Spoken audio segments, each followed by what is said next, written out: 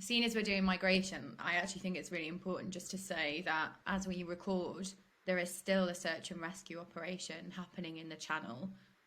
to find migrants who, sadly, quite a few drowned in the Channel in the last 48 hours. The story was broken by the iPaper as well this morning on the front page. That those migrants actually called the Coast Guard to say that they were drowning, and in a very upsetting clip as well, apparently you can hear the sound of children crying in the background. And I just think that, I mean, it might be my bleeding heart here, but I often feel that when we talk about migration and policy and what Rishi Sunak or Keir Starmer or anyone else has to say, that we just kind of don't talk about how upsetting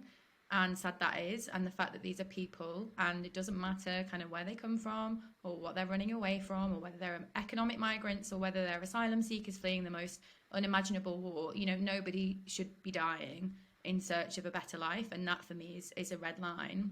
So whenever I hear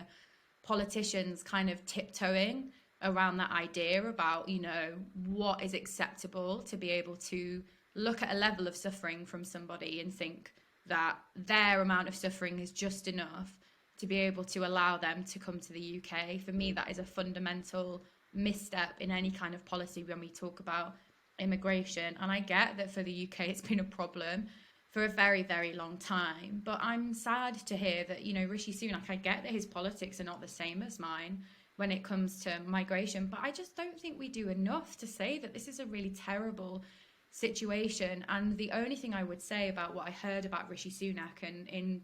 you know, light of what's going to happen with the Rwanda policy as well, is that the difficulty that we have with, you know, channel crossings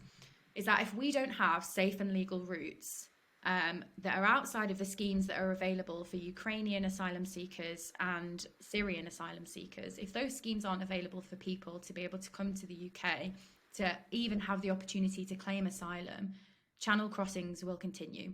And if government policy is to make channel crossings more difficult, what will happen is that people will just die more.